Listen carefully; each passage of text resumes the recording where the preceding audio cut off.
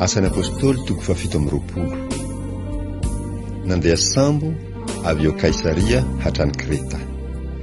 Asan'ny apôstôly toko fafito amby roapolo andininy voalohany hatramin'ny fahavalo. Ary rehefa voadidy hiondrana an-tsambo hiala hankany Italia izahay, Paoly sy ny mpifatotra sasany dia natolotra tamin'ny kapiteny atao hoe Jolio tamin'ny antokony Augusto. Ary rehefa nirotsaka an-tsambo avy any Adramitena izay efa handeha hitetiny sistan'ny Azia izahay, dia lasa nandeha. Ary niaraka taminay Aristarko Makedoniana avy tany Tesalonika. Ary noho ny apitso dia tonga tany Sidona izahay. Ary tsara ny nitondrany Jolio an'i Paoly, fa navelany hankany amin'ny sakaizany izay hiay azy izy. Ari no niala teo zahay, dia nanaramorona any Kiprosy ny hazo ny ilan'ny takon-drivotra satria nanohitra ny rivotra. Ary rehefa namaky ny ranomasina tany Kilikia sy Pamfilia izahay, dia tonga tany Mira any Likia. Ary tao no nahitan'ny kapiteny sambona Aleksandria hankany Italia, dia nasainy niondrana teo aminy izahay. Ary rehefa nandeha niadana andro maromaro zahay, ka saika tsy tonga tandrifiny Kinido, satria nisakana anay ny rivotra, dia takony rivotra tandrifiny Salmona izahay. Ary no nisahirana nanaramorona izahay, dia tonga teo amin'ny tany anankiray atao hoe tsara fididian-tsambo, akaikin'izany ny tanàna Lasea. Tsy noenoina ny fampitandreman'i Paoly. Asan'ny apôstôly toko fafito amby roapolo, ny andininy fasivy hatramin'ny fahatelo ambin'ny folo. Ary rehefa lany ny andro maro, sady sarotra ny fandehana sambo tamin'izany, satria efa afaka ny andro fifadiana, dia nananatra azy Paoly ka nanao taminy hoe: ry tompokilahy ô, hitako fa izao fandehanana izao dia hisy fahasimbana sy fahatiantoka be ihany, ka tsy amin'ny entana sy ny sambo ihany, fa ny aintsika koa aza. Kanefa ny kapiteny niny ny mpitondra sy ny tompo-tsambo, fa tsy ny teny nolazain'i Paoly. Ary satria ny fitidin-tsambo teo dia tsy tsara hitoerana amin'ny ririnina, dia nataony maro fa tsara raha miala, fa ndrao mba ho tonga ny Foiniky zahay handan'ny ririnina any. Fitidia-tsambo any Kreta izany, ka manatrika amin'ny atsimo andrefana sy manavaratra andrefana. Ary raha nitsoka malemy ny rivotra avy any atsimo, ka nataony fa efa nahazo izay niriny izy, dia niala teo izy ka nandalo akaikikaiky ny Kreta. Tao anaty tafio-drivotra. Asan'ny apôstôly toko fafito amby roapolo, ny andininy fahaefatra ambin'ny folo hatramin'ny fahaenina amby roapolo.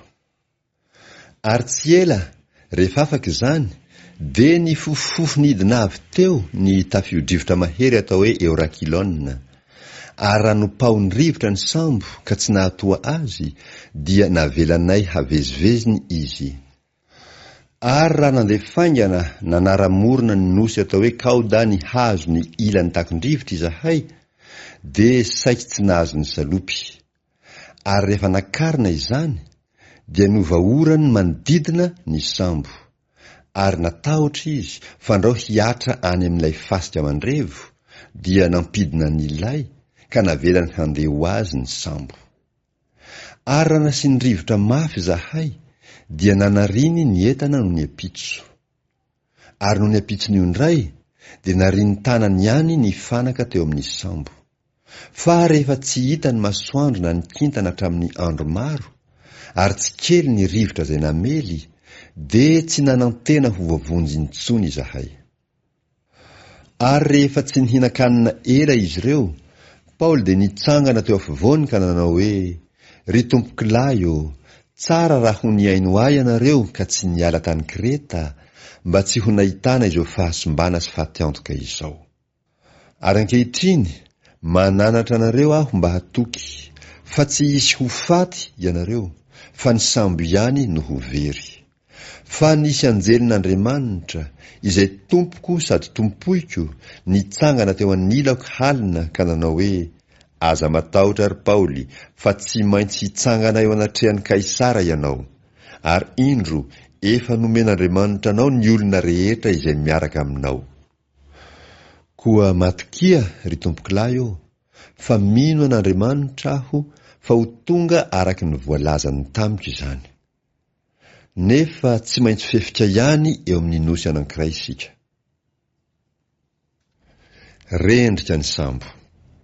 Asan'ny Apôstôly 7:20, ny 7:20 hatramin'ny 4:40.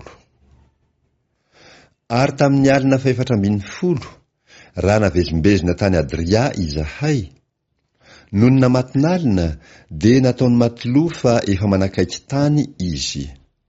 Dia nanaka-drano izy ka hitany fa 20 refy. Ary noho nandrosoroso kokoa izy dia nanaka-drano indray ka hitany fa 15 refy. Dia natahotra izahay fandrao hidona amin'ny harambato, ka dia nandatsaka vato fantsika 4 teo ambody sambo ary naniry ny andro ho maraina. Fa raha nitady handositra hiala tamin'ny sambo ny mateloha, ka efa nampidina ny salopy teo amin'ny ranomasina izy, nody handatsaka vato fantsika eo andoha sambo, dia hoy Paoly tamin'ny kapiteny sy ny miaramila: raha tsy mitoetra eo an-tsambo ireo, dia tsy azo vonjena ianareo. Dia notapahin'ny miaramila ny mahazaka rehetra tamin'ny salopy, ka navelany ho latsaka. Ary raha mbola tsy nazava ny andro, dia niangavy tamin'ny olona rehetra Paoly mba hihinan-kanina ka nanao hoe: anio no 410 andro ny andrasanareo, sady naharinaona ianareo ka tsy nihinana. Koa mananatra anareo aho hihinan-kanina, fa izany no isan'ny hamonjenanareo, ary tsy hisy ho very aminareo rehetra na dia singam-boly ray akory aza. Ary rehefa nilazany izy sady nandray mofo, dia nisaotra an'Andriamanitra teo anatrehan'ny olona rehetra. Ary rehefa novakiny dia nihinana izy. Dia nahazo toky izy rehetra ka nihinana koa. Ary zahay rehetra teo anaty sambo dia olona 770. Ary rehefa voky izy dia nanariany ho any anaty ranomasina ny hanina mba hanamaivana ny sambo. Ary rehefa nazava ny andro dia tsy nahalala ny tany izy, fa nahita heli-drano anankiray tsara morona, ka teo no nokasainy hampidonana ny sambo raha azony atao. Ary rehefa nisorony avokoa ny vato fantsika, dia navelany ho any an-dranomasina, ary novahany koa ny kofehin'ny familian-tsambo, dia namelatra nylay anoloany izy ho azony rivotra ka nanatona ny tany. Ary raha tonga tamin'izay nisy fihaonan-dranomasina izy, dia navelany hidona tamin'ny tany ny sambo. Ary ny lohan-tsambo nihizina ka nitoetra tsy nihetsika, fa ny vody-sambo kosa dia vakivaky azo ny herin'ny onja. Ary ny miaramila nanao tetika hamono ny mpifatotra, fandrao hisy hilomano ireo ka ho afaka. Fa ny kapiteny tahamonjy an'i Paoly dia nisakana azy tsy hanao izay nokasainy. Fa izay nahay ny ilomano no nasainy hirotsaka aloha, ka ilomano ho any amin'ny tany, ary ny sisa dia samy hanao izay haafaka azy, na amin'ny hazo fisaka na amin'ny zavatra avy amin'ny sambo. Dia tonga somatsara teny an-tanety avokoa izy rehetra.